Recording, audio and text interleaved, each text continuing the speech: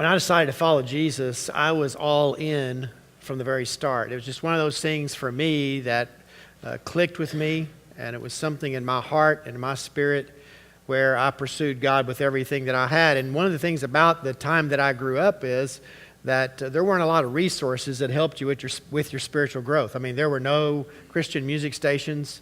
There were no Mardel. There were no Christian bookstores. You couldn't go online. We didn't have online yet. And so resources were hard to come by. But one of the early influences in my life was a paperback book that I picked up and began to read a story. A story about a young preacher, grew up in a small town in Pennsylvania. His grandfather was a preacher.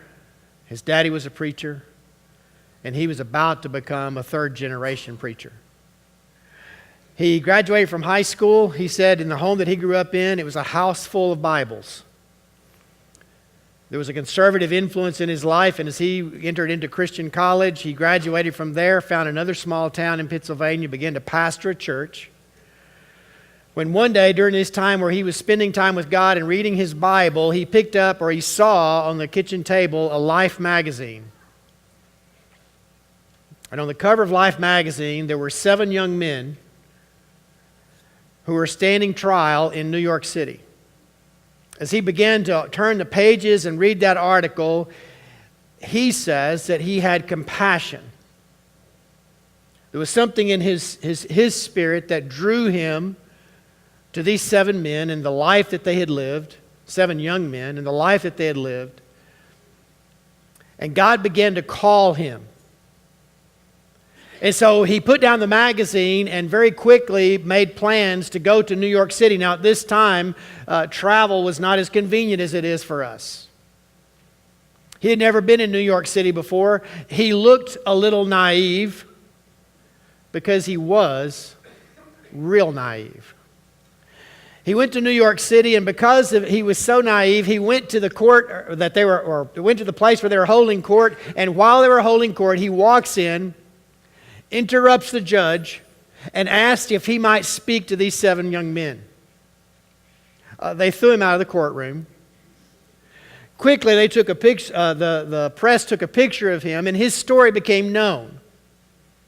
He became known as that Bible preacher who had reached out to these young men.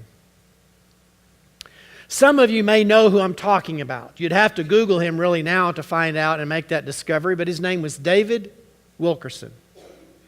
And this happened a long time ago, back in the 1900s, and so many of you don't recognize that name, and even if you Google it, there's not a lot of information about him.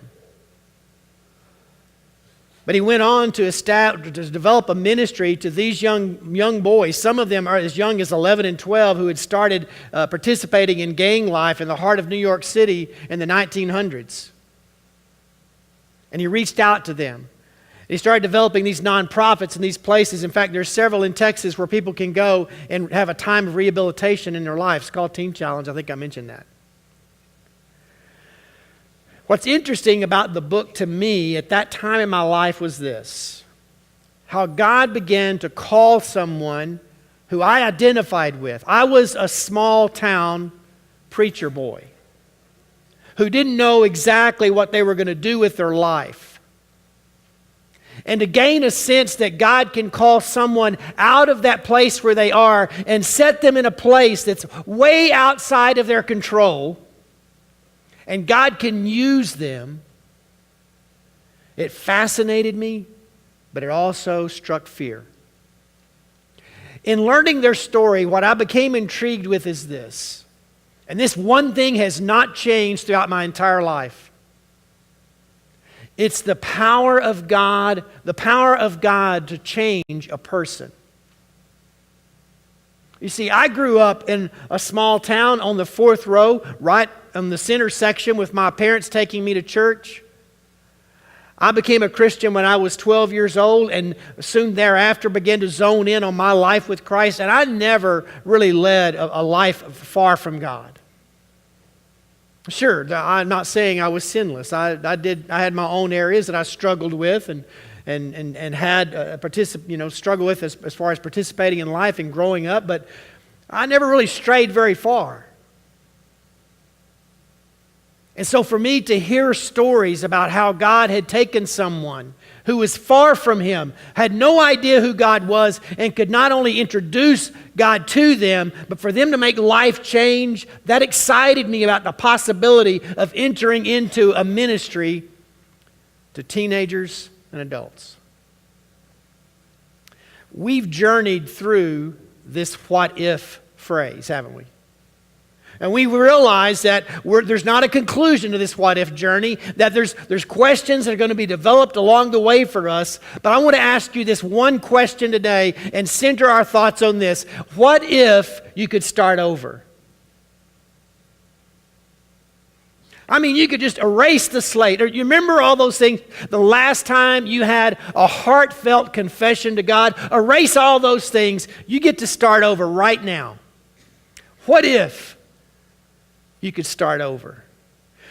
When Jesus comes and begins to demonstrate Himself to you, you begin to find a way that the Bible describes as a new life. The text this morning that I chose is 2 Corinthians chapter 5. And as we read this together, I don't want your heart to move away from the question. The question is, what if I started over? What if I could start new? Because I believe that every one of us, honestly, every day needs to take that expression into our life and start new. But sometimes we let it slide. We let it slip, and one day goes into 2, and 2 into 7, and then a week turns into a month, and we go down this path, and we've never really taken time in our life to make things right with God and set with the world and to start over. Paul writes these words to the Corinthians. It says that our firm decision is to work from this focused center. One man died for everyone. That puts everyone in the same boat. He included everyone in His death so that everyone could be included in His life. A resurrection life. A far better life than people ever lived on their own. Because of this decision, we don't evaluate people by what they have or how they look. We look at the Messiah we looked at the Messiah that way once and we got it all wrong, as you know. We certainly don't look at Him that way anymore. Now we look inside and we see that, and what we see is that anyone united with the Messiah gets a fresh start. They are created new. The old life is gone and a new life burgeons. Look at it. All this comes from the God who settled the relationship between us and Him. God settled that for us. Then He called us to settle our relationship with each other. God put the world square with Himself through the Messiah, giving the world a fresh start by offering forgiveness of sins. God has given us the task of telling everyone what He's doing. We are Christ's representatives. God uses us to persuade men and women to drop their differences and enter into God's work of making things right between them. We're speaking for Christ Himself now. Become friends with God. He's already a friend with you. When we think about starting over and we begin in the early parts of the gospel and we start thinking about people that Jesus impacted as He walked through life and did ministry together, maybe you would write down different names than I took the opportunity to write down this week. But imagine that moment that Jesus had with a man named Zacchaeus who heard that Jesus was coming to town, but a crowd had already begun to develop. And so in order to see Him, he made himself available to God by climbing up into a tree. And as Jesus saw him, what was about to happen was he was going to discover what it meant to start new. He went down and Jesus visited with him. He went to his home and his life changed and he began to see his life differently. And he confessed his sins before Jesus and he made life new. He started over. He had new life. What if life could start over for you this morning? Jesus was on His way to Jerusalem and He told His disciples, I'm going to go by way of Samaria. They were going to take a different route. They were going to take the route that most Jews would have taken. As he made this journey, he stops there at a well, and he's thirsty, and a lady comes to get some water. That wasn't normal for a woman to do that during that time of day, and Jesus began to talk to her, and as he talked to her, she began to reveal her past, and in talking to her, Jesus already knew her past, and he described it to her, and as he described it to her, she realized that she needed the opportunity to start fresh. She needed the opportunity to start new. Jesus says to her, I am a river of life for you. What if you could start over? She goes back to town. The scripture says that she told everyone that she met someone who told her everything about her life. And it was clear to them that she had dealt with this question of what if in her life. And then Zacchaeus, wow, what a fresh start for him. Jesus had gotten word that his friend Zacchaeus was sick. His disciples may have cringed a bit and panicked and thought it was time for them to move on so they could be near Zacchaeus at these last moments, but Jesus wasn't in a hurry. Jesus took his time. And as he made his way into town, they came out and they met him on the edge of town, and they said that it's already too late, Jesus, that he's already died and he's been dead long enough that more than likely if we were to bring him out, he would stink. Or if you do have that translation that says he stinketh, I still find that humorous. And Jesus said that doesn't matter because I live in a world of what if. What if you bring Zacchaeus out? And what if I tell you that he has life? And then the man that wrote the words that we read, Paul. Wow, what a story. His job that he enjoyed very much was persecuting Christians. Now, he wasn't heckling them. He wasn't making fun of them. He was killing them. The scripture says, as you understand his story, he persecuted the church. He was the church's worst nightmare. And he's on a road and he's blinded by light. And his life changes forever. Has your life changed forever?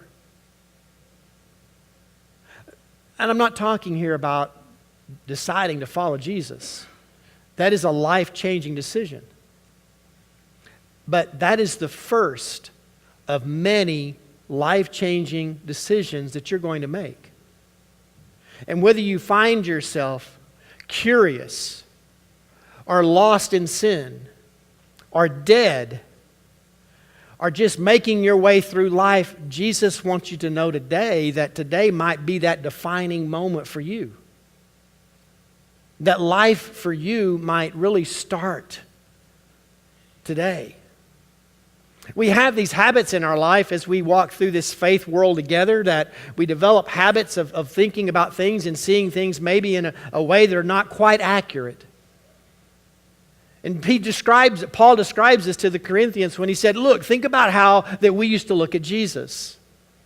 You see, Jesus came and lived and walked among us, and we really didn't understand what he was doing. We didn't quite get it. He seemed to be acting contrary to the way that we had learned that you lived out a faith life. You see, we looked at his outward activities, and there was more to Jesus than that. There was also that life-changing element inside him. You see, I believe that for us, when we understand and we make those decisions in our life, it's a work that God begins to do in us first before it's expressed outside of our life. And so when we receive that, for sure there's things about our life that God changes in us, but also there's something about that experience that also begins to affect others. And so that we start fresh in our relationships, not just with God, but also in our relationships with others. When I think about faith life and some of the struggles of what if that I've experienced throughout my lifetime, One of the questions that I have to ask myself the first question is, what if I had the opportunity to start over in my relationship with God? I ask myself that often. That's something that I have to do to make sure that I'm finding my life in the right place where I can hear from God and respond to God. And when God says go, I'm ready to go. When God says do this, I'm ready to hear it and to do something. I'm ready to respond because I've made that relationship with Him right first.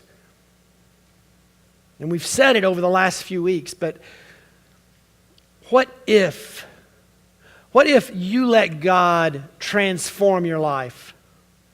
What if that this moment, regardless of where you are in this relationship, you just opened up your life and opened up your heart and said, God, I've been doing things fairly well right now, but God, transform my life. It doesn't matter where we are on the spectrum. God always wants to be about transforming those who choose to follow Him. It's that time for us. It's time for us to get that fresh start in our life. And one of the greatest struggles I think I've had throughout my life is what if I had a fresh start with family? And I don't know if you're aware of this, and I think there's been some things published recently, but it's one of those things where we're not aware sometimes of the stress that ministry puts on families. Now, I'm sensitive to that whole pastor ministry exemption kind of talk, all right? Because I'm not saying that life is any more difficult for a person in my position and career than it is in yours. If you're in life and you're working, all work is hard. All work is valuable. But we have noticed that among ministers that oftentimes ministry's done at the expense of family. At the expense of family. And just so you know, this is, I guess we get to participate in a unique part of church life, but one of the reasons that you're not at church all the time for church activities is because we realize that pastors are not the only ones who are susceptible to that. Your families, the health of your families is important to this church, important enough that we scaled back, and this started long before I got here, on a lot of the activities that we're doing. Because the worst thing that you can say about a church is that it tore a family apart. And don't believe for a second that hasn't happened. But in my family, I began to realize this, and God seemed to ask this question to me. Are you taking better care of the students in your ministry than you are your family? That's a telling question. And at the time God asked me that question, I knew that I needed to start over. And not only that, but starting from there, it began to branch out. And so I more regularly tried to make contact with my brother and sister. My mother has passed, my father's passed. A lot of my extended family has passed, but I try to make a point to stay in contact with family because family is important. And sometimes we need to ask ourselves those hard questions and ask God if He will help us to start over. What if we could start over in our family relationships? And then I want to ask us another what if question. What if you started over in your relationship with the church? I don't mean that to make light of that. You see, the church that I pastored before I came here, in part, drew those people who had become hurt by the church, dissatisfied with church, dropped out of church, they doubted faith, they doubted God, and they needed a place where they could come and not be judged, but be cared for until God could work in their life. I don't know that there's many that attend here that might find themselves in that situation. But I do know this, that the church does not always do the right thing. And that's my confession to you on behalf of the church. And that sometime in the process of things, the church people get hurt at church, and that's never a good thing. But if we begin to believe that God's doing something unique among us, and if you've been with me recently, you know my belief is that He's beginning that work in us. I believe that it's beginning to happen among us. And that God is doing something unique here, maybe that He hasn't done in some time, but for sure it's a place and a time for us to experience that together. But possibly this morning, you're here and you need to hear, what if I started over in my relationship to the church? What if I erased everything prior to this moment and said, God, through this experience, let me start over. And let me be a part of what you're doing here among God's people. As we think about the what ifs, you don't have to ask yourself what if as if you're completely lifeless, as you're completely lost, or you're too far gone or too far away from God. The what if for you this morning is that you can start over. And that if you're not happy where you are, then why are you choosing to stay there? What if God were to give you this morning a fresh start?